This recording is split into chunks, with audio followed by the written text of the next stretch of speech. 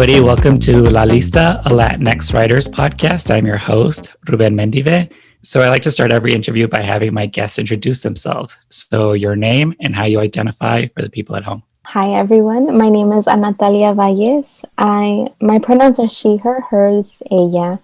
And I'm a writer, performer, artivist, creative, someone that wants to plant seeds of change. I'd like to know where you're from and what's the short version, what's the long version? I was born and raised in the Ahashman territory, currently called Orange County, California. My parents are from Guerrero, Mexico. That definitely brings a lot of stories, even with that upbringing, brings up a lot of stories that perhaps aren't often shared. I think that's a big part of what I write, is just how the heck did I end up here, of all places in the world? I want to get a sense of your family's history. So what's your parents' story? Where are they from? What's sort of the background on them? Yeah, so my parents actually met here, but they're from the same area in Mexico. My dad courted my mom for a while, and then they got married, and they had me, and then they had my sister, and there was actually a lot of conflict. Now that I come to think of it, even it's silly now, but even their horoscopes, it's like, you don't even match. How did that even happen? But, it's a different circumstance. I'll perhaps never be able to fully understand what they were going through, being in a country that in the 80s specifically was so anti-immigrant and so hostile, while at the same time pumping out all these jobs that they needed to be filled. So I like to cross-reference that whenever I have a conversation, especially around the 80s and what was happening at the time. It's funny to me how people like to talk about nostalgia and how things were before, and let's go back to how things were before in America, without understanding how harmful it has been historically for oppressed folks. And so I try to use that in context when I'm also critical of the decisions that they sometimes made. My parents had a very tumultuous relationship, and that affected my upbringing. And I think that's really what impulsed me to write, because gaslighting, basically when someone tries to deny the things that you experience and what you felt, writing really counteracts that, because you can't even gaslight yourself, because you wrote that down, you documented it. Even as a child, you don't realize what you're really doing. You're just expressing yourself in the safest way you know how to. And looking back at it now, it's like, oh my gosh, writing really saved my life at that time. Yeah, and what brought your parents to the US, and why California? You know what? I'm still trying to think of why California, because there was Texas and Arizona, and I think they had some family already in California, or just some people that they knew through other connections. And so, yeah, I think it was just a chance. And the fact that we didn't even live in LA, I think my upbringing would have been different if I would have grown up in LA, but I have a different perspective because of the differences in growing up in Orange County. Yeah, and I want to get into that. I think the popular culture, Orange County is Real Housewives, big houses, conservative. What was it like growing up there? How would you describe Orange County to someone that's never been there? It's like a really, how companies really invest nowadays, well, they always have, but really the packaging, a really, really nice packaging. They know their market audience. So they're like, okay, this is going to be for millennials. So we're going to package it really cute and very Instagrammable. And then the product is actually kind of trash. And there's maybe one or two organic things that actually are good for you, but the rest of the stuff is really toxic. And so doesn't even really help. I think of it as that. I have a friend, Marilyn Montaño.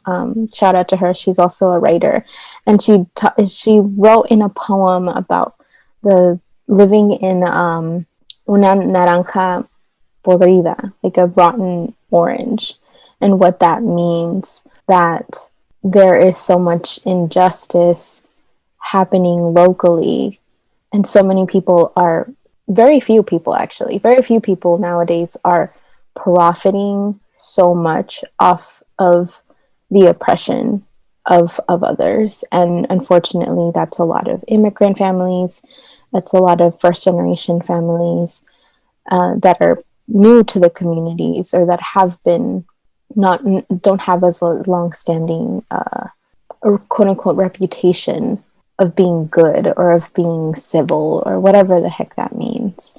I read an article recently by my friend. My friend wrote, took the pictures, Julie Lepo, and she was talking about how just recently a family bought a house that had never really been turned from. It was a house that was only supposed to be bought and sold to white folks and not to Mexican families. And this is the first time in history that that house is being bought by a Latino family. And we're in 2020. So it's like, I don't think people like to talk about what is really awful and gross about living in a place like this. And that's why I go back to the gaslighting, like saying, oh, it's all in your head, or, well, you just need to work harder, or you just need to get an education, or things like that. And actually look at the systemic changes that need to be made. And part of that is just saying it out loud, vocally, like, hey, this is messed up. Because, I mean, a rotten orange, if we want to think of it that way, in a bunch of oranges, it's gonna infect the rest, right? So sooner or later, everybody else is gonna feel the and it has, because the amount of don't have homes right now, and that had drug issues and alcohol and all these other things that are affecting our county right now, I think could have been prevented a long time ago. And now not just BIPOC communities are suffering, everybody's suffering.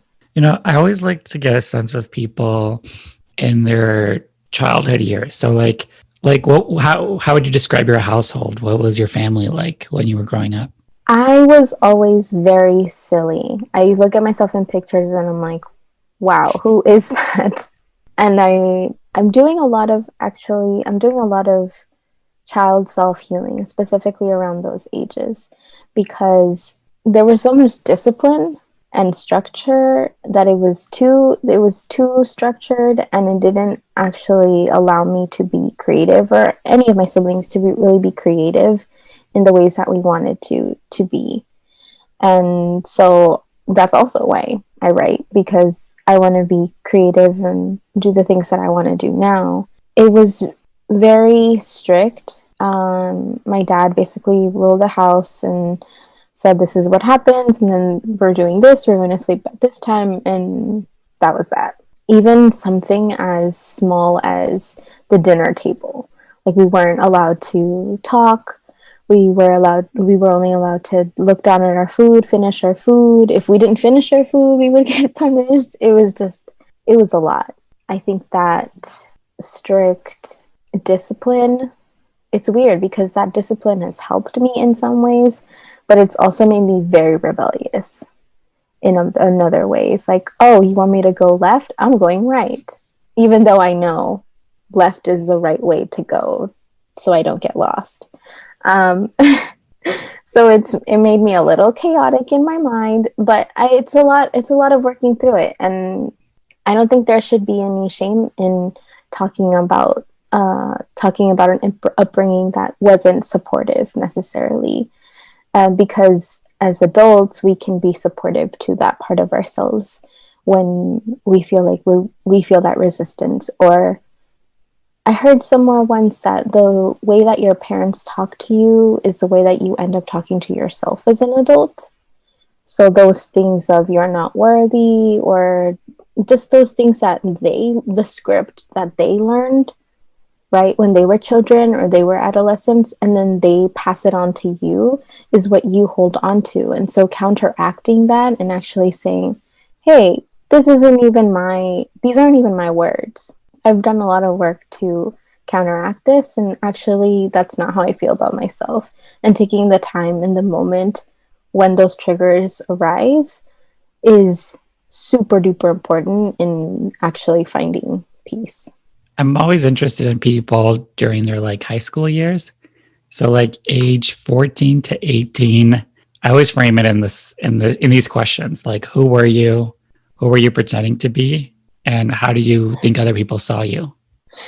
Oh my gosh. Okay, who I was. I was such a nerd, and I'm really, actually, that's a part of me that's the most proud to say now. Who I thought I was very bohemian, with like a little bit of edge. I tried to really set myself apart. I think people did. They were like, okay, sure, you're a tree hugger. Uh-huh, uh-huh. I thought people thought I was a teacher's pet, and then I just did whatever everybody told me to do. And that was somewhat true. I think journaling really helped me at that stage of my life, because I didn't feel like anyone fully understood the complexities I was going through. And I think that was really useful, because now as an adult, going back to some of those journals, as much as I don't want to, sometimes I get, oh gosh, the writing, what was I saying? Being judgmental about the way in which I wrote at that time. I actually, I had a resilience to me after my parents separated, after everything that went down in my family. I had a resilience that I'm still trying to find now as an adult, where I didn't give a crap about what other people thought about me.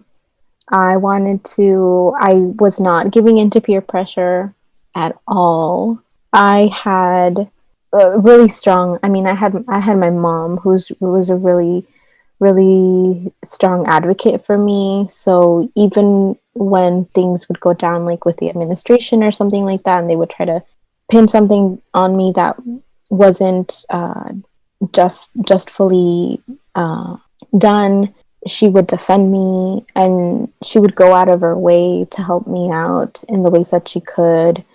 And that's when I really felt like I was coming into myself, even though at the same time there's so many pressures. I felt like, oh, I've lived the worst years of my life already. This is nothing. I just need to I just need to get finished with school. And so what did you do after school? Like after high school, like did you have a plan? Did things go according to plan? Things never go according to plan in my life. That's what makes it exciting. That's what that's what keeps me on edge every single day. I finished my AA degree, and then I transferred to UCBerkeley. I was 19, so I was little, and I had 2 years to get my things together and leave because I was on financial aid.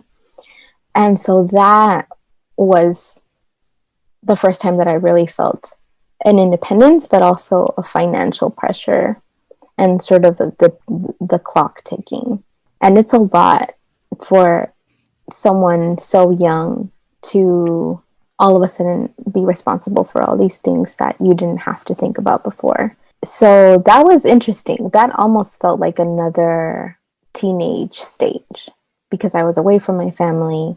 I was away from everyone that I knew, and I had to basically make way. And I think certain parts of my identity were not as appreciated, I guess I can say that. So I hid those away from other people. And this is where I come to like my parents' upbringing.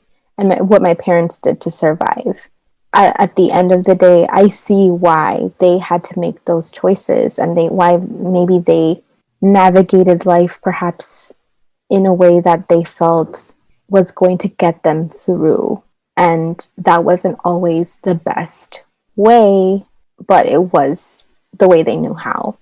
And so I succumbed to peer pressure, and I went along with what other people told me to do. And I didn't have a sense of identity until towards the end. Even though, which is interesting, I was involved in a lot of Chicano organizations and groups and things like that. It was like a sample platter of what can I take from here? What can I try here? But it didn't all encompass everything that I felt. Yeah, it's so interesting because I had another guest. I'm pretty sure she went to Berkeley too. Mm-hmm. And she was talking about that similar thing of like how our parents come to this country, they sort of have to like figure it out, see how the system works, like compromise, try to adapt, assimilate, and that we do a version of that too as their children going to like these like white institutions, universities, and how we never think to like compare notes with our parents to be like, was this also your experience? Like, of course, I think we see it as like, well, one's university and the other one is like migration, but it does feel like that when you like go to these schools and then it's like, oh, who am I supposed to be here? And it's not really made for me. So how do I like create myself to like be who they want me to be and be successful at it, which is what our parents had to do when they come to this country, Yeah, and you're going to make mistakes. I think that's a given, because sometimes I heard this before too, like sometimes you don't learn what you want until you get what you don't want. You say, oh, this doesn't feel right. And then you have to be redefining, okay, this is what I actually want, or let me be more specific, universe. Yeah. And so like, how would you describe your time at Berkeley? Because it's like, it's far from LA. Mm-hmm. It's just like, it's a great school. So like, what do you think you got out of your experience there? Yeah, I think I got a lot out of that experience. I didn't even know what Berkeley was. And actually, I think all the extracurricular stuff that I did outside of school in high school were what helped me get into the program. I want to shout out Barrio Writers, which is the program that I was a part of when I was in high school. And they're in Santa Ana. Well, they have a couple of locations now in Texas. But Sarah Rafael Garcia was really instrumental. She's a mentor of mine, and she started Barrio Writers when I was a teenager. And going there through that writing program, I started opening up the curtain, like the orange curtain, and just being like, oh, there's a whole world out there. Because as children, your world is so small. And this was the first time that I started reading about different cities and different people and different Latina identities and queer identities and mixed identities, right? So like Afro-Latinidad and all these things. It was a lot as someone that didn't read any Chicano or Latine stories at all in school. And so I wrote a poem from the first time that the Barrio Writers anthology was published that was called I'm Going to Change the World. And I was talking about depression, basically just being present for the next moment, because things can shift at any moment. A couple weeks after I wrote that poem and they told me, okay, it's going to get published, I went to a college transfer fair. And I was getting brochures and talking to different schools because I was applying. And this man had a brochure, and then it said it's for change makers, people who want to change the world. And I was like, what's this? And I picked up the brochure, and it was talking about, oh, you need this GPA, you need to do this and this. And I'm telling you, I had this confidence of, oh, well, I think I can do that. And I didn't even know what Berkeley was. It was a Berkeley stand. And he goes over to me and he goes, you know, this is for people that are really serious about creating change and da da da da da. And I just nodded and I was like, okay. Because he was like, I just wrote about that. I just read about changing the world.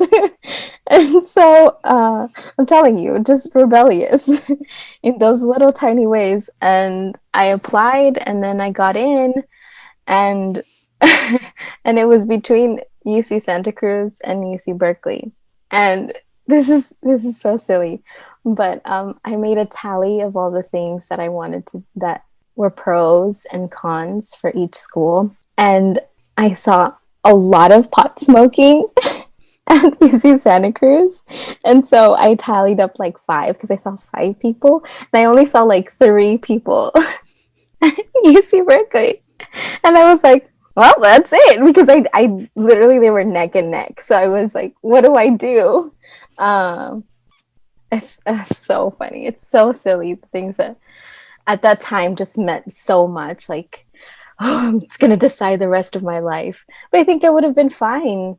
I would have found my way at UC Santa Cruz. I would have found my way. I wanted to go to Cal State Northridge. I would have found my way and done awesome things at Cal State Northridge. It just so happened that I met awesome people at UC Berkeley, and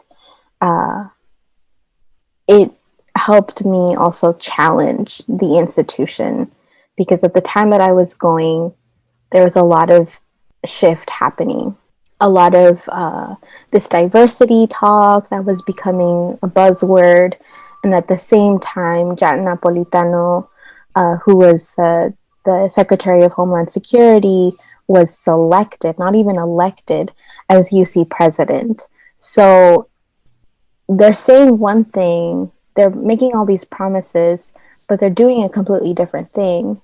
And so it felt like a responsibility as a student, as someone that was carrying that name around, that was having those shirts around, that was representing that school, that we hold that school accountable, that we hold those institutions accountable for it. And then, unfortunately, I can't say that things have shifted. I'm very critical of the institution. I'm really straightforward with people even now when they consider going to UC Berkeley, because it's so highly militarized at this point. It's not even the school that I went to, and I graduated like 2013, but it's completely different. Yeah. And so, like, what did you study? What was your major? I studied sociology. I just thought it made a lot of sense to study people. And at the time, I would talk to my roommates about racism, about inequality, and all these things. And I would start crying because they couldn't believe me, and I would just get so emotional. And so I thought, well, facts. If I share statistics with them, if I show them all this evidence, they're gonna be like, wow, you're totally right. You have this like in the bag. Obviously, as I grew up, that was not the case. And even now, people will be like, oh, well, here's this fact. Where did you get that fact from? Yeah, no, even with like the resurgence of like Black Lives Matter in June and so many more people getting woke, it's like, I've been saying these things to you for like a couple of years now. Like, why now? Because it's like on Instagram, I guess you believe it. But yeah, a lot of people have been saying this for a while, and it's now just starting to like become like quote unquote mainstream to like believe in like institutional racism and like bias and all this stuff in our society. I want to keep pushing the needle forward. Like, okay, you get it structurally, but do you get it in your community? Do you get it within yourself? The anti-racism, the homophobia, the fat phobia that you have internalized, that you actually function in the world, the way that you view other people, because there's always work to do. And I push people as much as I care about them because I care about them. And these conversations need to happen if we want to turn this quote unquote wokeness into actual change. Because I just feel like, well, being woke, it's like a brand. It doesn't actually do anything if you don't actually do anything with that information. That's what I felt about the institution as well. What are we doing sitting on all these statistics and just asking for more money, more funding so we can do more statistics on these people? The more that I studied these things, I was like, oh, I know these things. why I don't need to. I know Fruitvale, yes, the same with Santana. Like, it just didn't make sense to me. Like, yes, of course, there's these communities everywhere that are disenfranchised, that for a while they're out of style, they're shunned, they're quote unquote ghettos, they're all these things. And then you start to see the appeal. And what happened in Santana, Dia de los Muertos, it became a thing. Noche de Altares. Now, this year it didn't happen, unfortunately, but for years it just grew and grew and grew. But all these people from different cities started coming through, and now we have gentrification. But then what happens after they leave, right? Like in downtown LA, all these buildings, all these people are starting to leave now because they're like, oh, it's downtown LA. Of course, there's a lot of noise. Of course, that's what it is. It's downtown LA. But because these people come from different cities, different counties, different states, they see something shiny, they see something new, right? My friend says that the colonizing mind, that's like, ooh, I want that. That's something that I don't have in my collection. So it's just constantly pushing people, like, to continue to think critically. I like to say not be cynical, but be critical to pushing the needle forward. Yes, I think especially we're recording this the day Joe Biden was officially called. Yeah. And a lot of people call me pessimistic about like the work we have to do going forward. But I was just telling to somebody, I'm like, no, you just have to think critically about these things. Like, yes, the social media posts and like the optics of it, sure, celebrate. It's great, but it truly is just like the start. Like now we have a shot of actually getting the work done. Right. Also, the whole way it's structured is not going to make it easy. And and we have stuff within like our own communities, our own Democratic Party that we have to do to like push the work forward. And it's going to be a fight the whole way. And of course, yeah, they're not going to be.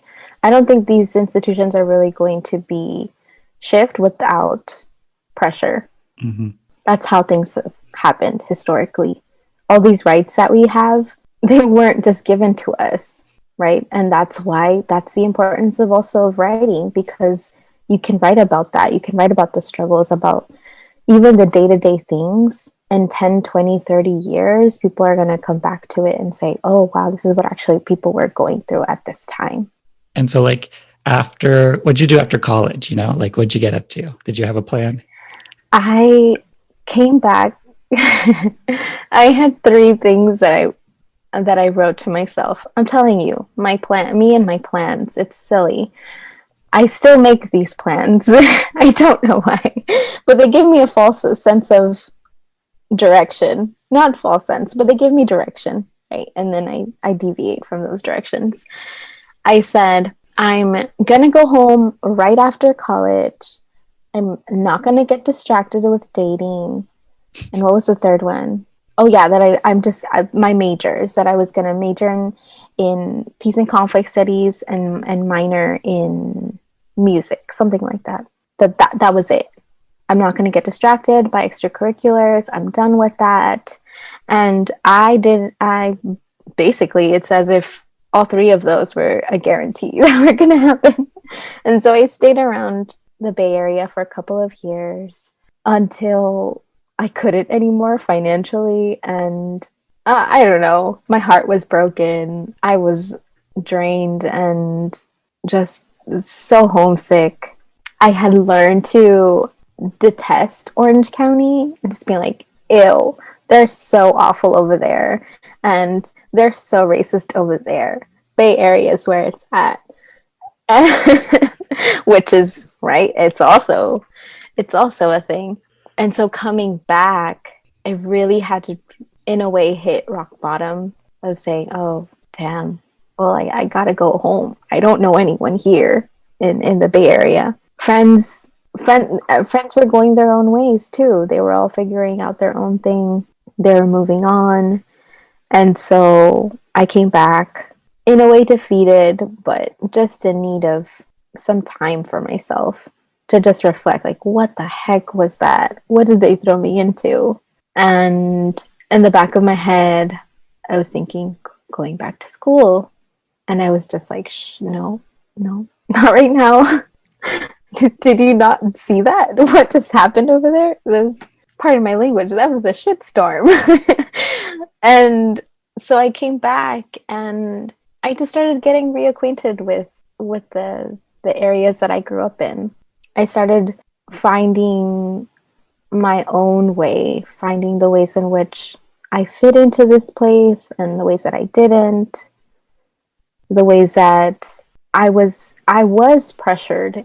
I thought these things were my identity. I thought being a nerd, I thought being bohemian was an identity to kind of protect myself, because I don't think people really understood, or people really can't really handle multidimensionality, and that you can be a lot of things. And we all are multidimensional. We all have different components that create who we are. That's what makes our humanity so beautiful, that we can encompass so many things and hold so many truths and be complicated and be messy and be all these things.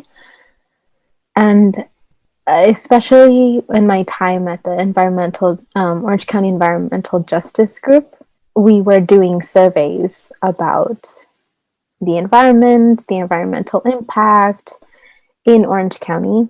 And I was, for the first time, getting to know where I grew up. Fullerton and Tustin and Santana and Westminster, and the geography of it, the politics of it, the landscape, what was there before, the immigrants and the immigrant communities, how they have survived and thrived, and how things have shifted. Things are constantly shifting in Orange County.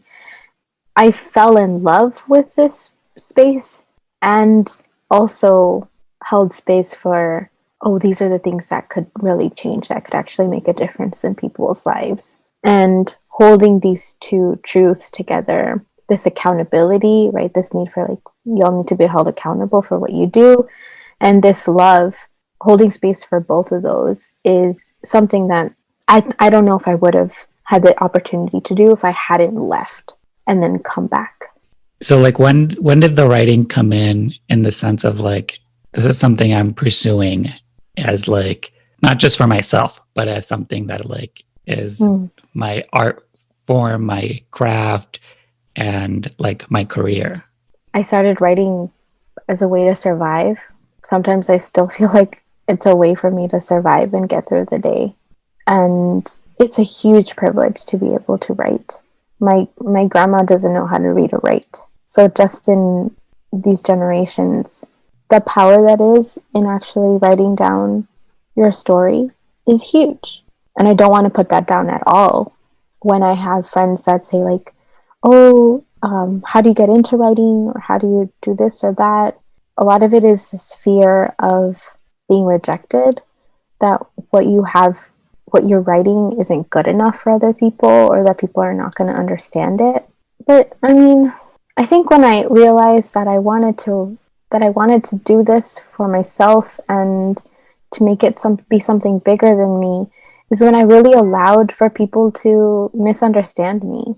When I said, you know what, I don't care if people get this, if everyone gets this, because I know there's one person out there that will understand what this poem means, that will understand everything that it took for me to actually put into words what this feeling is, what these emotions are bringing up for me, and verbalizing them. Yeah, I think when I realized that I stopped running away from myself. and came home, not just to Orange County, but I really came home to myself. And as personal as my writing is, I think people that don't even identify with being Latine find something in it, because they say, oh yeah, I have this story about when I grew up and I was misgendered, or I went through this experience. And I recently had a really awesome presentation that I did with a friend of mine, and we were going back and forth in our writing, and it was a conversation that we had with our writing. So he would read from his book and I would read from my book. And he's in DC, and I just met him this year, and it's just so incredible how we can have a conversation through poetry when we just met. But there's so much that we have in common. And I think I don't want to say like la unión hace la fuerza, because even that, it's like, but in a way it is, because you realize, oh, even outside of the Latina identity, we have a lot of things in common, and we are not a minority at all. That minority, it's like, what are you talking about? Like, at times I've gone to Mexico, I'm like, there's a bunch of us. And that's just like Mexico City. Like, there's so many of us. But this idea of like, oh, we need to fit into their box. We need to be palpable to them. We can only say a word in Spanish if we then translate it in English, or we need to italicize that Spanish so they understand, and all these little things that we do, these micro aggressions that we are constantly going through. I'm like, no. Like, that's when I wrote a poem when Trump got elected. And I really do feel like that was what the catalyst, what really pushed me to write my book, because I said, y'all don't get it. Like, you don't get it. Nothing from statistics to yelling to all these things that I'm going to save myself. I'm going to tell my own story. I'm not going to wait for somebody to tell my story to humanize me. I'm going to do it. And when I do it for myself, I'm bringing my community with me. I'm bringing my lineage, my family, my community, as many people as I can with me. Yeah. And so it is kind of like a big FU to white supremacy. Yeah, I mean, this is how this podcast got started. I was like not loving the demographics of the people writing our stories, and I was like, okay, well then how do I push that along, Because, for like film and television, it's like I don't know, they don't love it when you write in Spanish dialogue, because it's like, just put in parentheses that it's in Spanish, and that's already being processed as like the people in power, the people that are going to read this, the decision makers. You have to make it like relatable to them. They have to understand it. Right. And at that point, you're also within yourself being like, you've got like the minority mentality of like, oh, I'm other. So like, how do I adjust myself? How do I like make it more comfortable, more susceptible to somebody else, instead of just understanding that like you as who you are can also be the norm, can also be the majority, the pop culture, the common culture, this American sense of identity, that it doesn't have to be translated as who you are, that you as yourself is just it. And I think we're having the same conversation with like the Latinx identity. It's like, you mentioned like with your writing, a lot of the things that we think separate us are just like social constructs. And like, and that's why it's like, the great thing about writing is you do it for yourself, but like the bonus is like somewhere out there, somebody's like, oh, that's just like me. It doesn't even have to be exactly that person, that we all have like this commonality. It's just like humans and humanity, that like the lived experience we have as like a person just out in the world, we have so many commonalities with every other person, just like trying to do the same thing we all are, So like how you got on my radar was big splashy article in the LA Times. Let's talk about the book, you know? Let's talk about the journey to that book and just tell us about it. You know, what's it about? Where did it come from? The book has been such a joy and such a blessing. I want to say it took about 10 years to write, because some of those poems I had probably kept in secret for a long, long time. And I call them like butterflies. Those butterflies were just ready to go out and live in the world. I was creating a manuscript because my friend Sarah said, you know what, let's do something like a DIY MFA, where we'll select books and we'll do these things, we'll do activities and see what happens from there. And I said, okay, cool. And I started reading all these books from different genres, and it was really exciting to be able to see myself in books that were of people with Latina identities and that weren't, and the different styles and the forms that they would use were just so cool. I'm a performer as well, so I've been collecting these poems, not only that I'd written, but sometimes even recording like songs or recording myself, just saying random ad-lib things and putting them together and then creating a manuscript. And there was a song that I had created with a couple of friends and peers in Tada Productions, which is an awesome organization in LA. And we started talking about self-care and community care, and we made this little chant from the roots to the core, to the heart, to the head.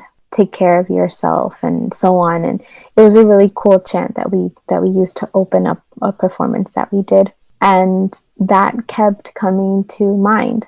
And so I was falling asleep, which is how a lot of ideas, either I'm in bed, I'm resting, and then I'm like, oh, I could do this. And I still have the sketch somewhere. And I got my journal, I picked it up, and I just started drawing a tree. And then I put roots, core, heart, head. And then I just started writing all the titles, because I had titles for a lot of poems. Interestingly enough, sometimes I write titles before I write the actual poem. Like, I know the phrase that is really strong. So I just started writing titles of things that I hadn't even finished, titles of things that I hadn't even written. Just like title.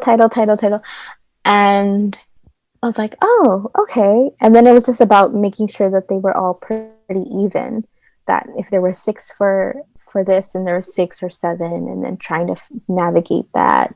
So there's other poems that I didn't fit into the book, because I think roots or core had a lot more than others, because that's something that I write a lot about. And it was so interesting, because I came in the next day, and I went to her store. She has they have a bookstore now, a Libro Móvil in Santana, which is actually virtual now, so you can check out books there. And she was like, "Oh, you just made my job really easy." And I was like, "Oh, really?" She said, "Yeah, it usually takes a while for people to actually put together how it's gonna look and all these things." And it just made sense. So roots is about my upbringing, my roots, my ancestors, growing up. Core is more teenage angst, figuring out, navigating mental health, navigating oppression, living in Orange County, seeing the injustice around me, feeling like I couldn't do anything about it. Heart is more tugging at my heartstrings, and I talk about machismo, and I talk about navigating relationships with everything that goes on, the power dynamics, romanticism, and how that also is another component that complicates relationships. right? Because when you're romanticizing someone, you're not really seeing them, or they're not really seeing you.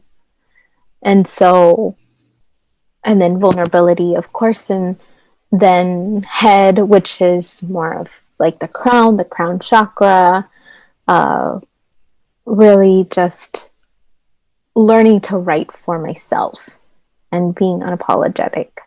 And there's a cumbia in here for you is a poem about dancing cumbia and just being unapologetic about it and finding joy and all of these things. That those are probably the newest poems that I had written at that time, because that's when I said, oh, this is where all that other writing brought me to this place, and this is where I want to be, or this is where I aspire to live in. And yeah, and it is, my friend likes to say it's kind of like an altar of self-love and self-care, and I hadn't really thought of it that way. It's very interesting because you're so wrapped in, when you're creating something, you're so wrapped into the details, and you're like, it needs to look this way, it needs to fit this way. But when you offer it, that vulnerability, and offering it to someone else and saying, look, this is what I made, I don't know what you think, and then they start to think, oh, this looks like that, they compare it and they contrast it, and it's really great to get feedback. And I mean, all feedback is great, because I learn from all of it. I had someone I think it's so funny. I had someone who said that because of the mature language, it's like edgy, and I was like, heck yeah, it's edgy. I was like, I didn't even come out of my mouth. Mission accomplished. Yeah, and so the book is called The Most Spectacular Mistake. Mm-hmm. And where can people find it, So they can find it on my website, anataliavalles.com. And yeah, that one actually, that phrasing came from a poem where I say, and if loving yourself is a mistake, let it be the most spectacular mistake you make. I really do embrace mistakes, because that's where I've learned. If I'm paying attention, every mistake I make is a lesson. And I think fear stops us so much from doing things. And I really hope that the book has inspired other people that have held back from putting their work out there, whether it's writing an article or publishing something, putting out a zine, which I'm such a fan of zines, self-producing, making your own content, making your own work, putting something out there and saying, this is a part of me, and someone out there is going to relate to this. Someone out there is going to find inspiration in this. It's probably the number one thing that I can say for folks, is be willing to make those mistakes, because you're going to learn so much more than if you just sit on something and wait until the right moment. Like, there is no right moment. We're already going through so much. People need art right now. People need something to inspire them. Got this nice write-up in the LA Times, and you're releasing a book, and COVID is happening. So sort of like, what do you think came from like this LA Times article, and then also like what has been the process of like having a book out during like a pandemic? It's very interesting. I got a lot of people that I didn't even know really cared reach out to me, and I was like, okay, cool. Read the book. Because it's one thing if they're like applause, but I don't know, it's the support is always appreciated. And it's so interesting because it's a hard time for people to sit down and read. So even in that, I have to give people space and just like, oh, okay, you're not going to read it all at the same time, or you're not going to, everybody's in their own pace. Everybody's going through so much already. And so all the expectations that I had about what it was going to look like, how we were going to do a launch, how we were going to do all these things, because it's a big deal, right? Like, it's a big deal for me, for my lineage, for my family, to have these stories out there. And all of those things were like, oh, they don't matter. They don't matter now. They can't matter now. There are other things that are more important. And so it's really been online that I've found community. And luckily, I was able to go to AWP in Texas before the pandemic really shut everything down. And I got to meet a bunch of amazing people from Texas, from New York, from DC, and staying in contact with them was so crucial through social media, through email, all of these things. It's just great because I had all of these, like I said, I make all these plans and then something else happens. And I don't know if I would have gotten the attention in LA Times or in other spaces if there wasn't a pandemic happening. Because I was published by, shout out to Flower Song Press in Texas. So I don't know. I actually I don't know. It really came out at the time that the book was ready to come out. Like, that was just out of my control because I had just transitioned to working from home, and then my publisher called me and he said, "Hey, we're printing it." And I was like, "What?" After a long time, and I was so detail oriented and everything, and even the color.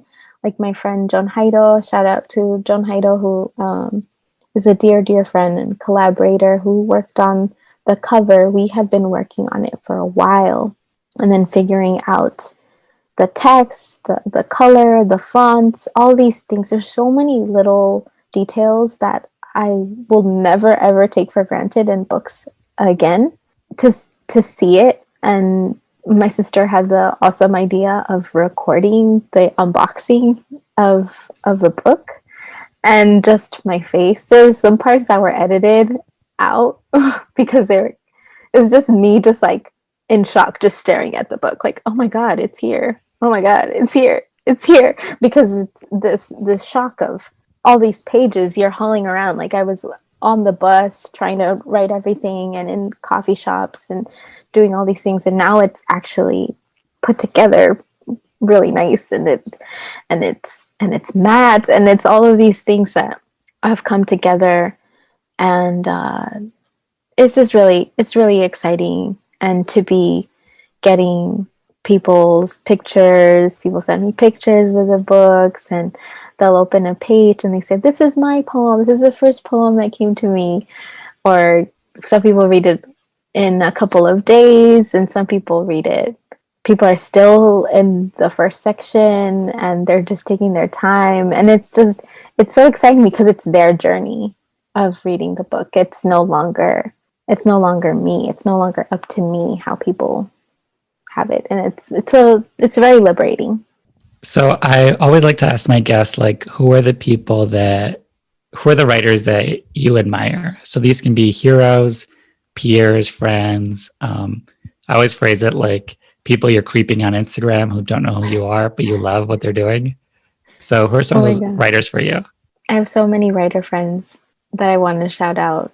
I mean, just everybody with Breath of Fire Theater Ensemble. I know you've had a couple of folks from there. Chicanas Cholas y Chisme. They're awesome mujeres. Mariana Goycochea, who is a poet from New York. I want to give her a shout out because she's amazing. I met her with Las Dos Brujas, which is a program that we did in the Bay Area a couple of years ago, and her energy was just so amazing. Like, I think that's the fascinating thing for me, is when you get to meet someone and you click, and then your writing clicks. You're like, whoa. It's a really awesome moment. Everyone at my press, especially like all the women, Joe Reyes, Cali Fajardo Astin, right? That's from Sabrina y Corina. I met her at AWP, and she was so loud and just took up so much space in the room. And it was already a packed room. And I was like, damn, this person is unapologetic. This person knows what she's doing, right? And very aspirational. Alan Pelas Lopez, who goes by Migrant Scribble online. Such a sweet soul. I went up to him actually at AWP and I was like, hey, I'm a fan. I saw you at Kali's workshop and I just wanted to say hi. And they were just so amazing. Sorry, they were just so amazing and sweet. And I gave them a zine that I had and I said, here, you can have this. And they did an awesome workshop this summer with Ariana Brown, who I also got to see perform in Texas. And her chapbook is incredible. I saw that was actually something spectacular to see her community, that community come together for her and to celebrate her.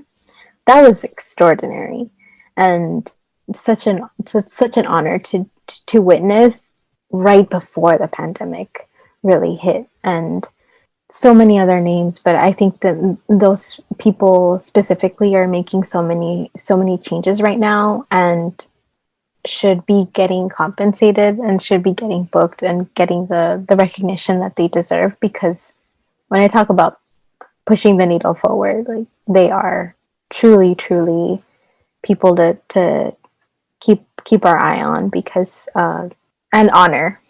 And so where can people follow you on social media? So I am at Anatalia Vallez on Twitter and on Instagram. And so I like to end the podcast by having my guest title the episode. Okay. So there's a prompt. The prompt is a blank LatinX writer. Mm-hmm. And you can mix them all around. You can put as many words in the blank area, just whatever feels true to you, this conversation, the writing you do.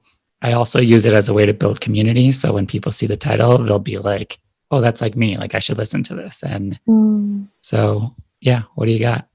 I'm going to say, this is so cheesy, but I'm going to say a spectacular mistake embracing Latinx writer.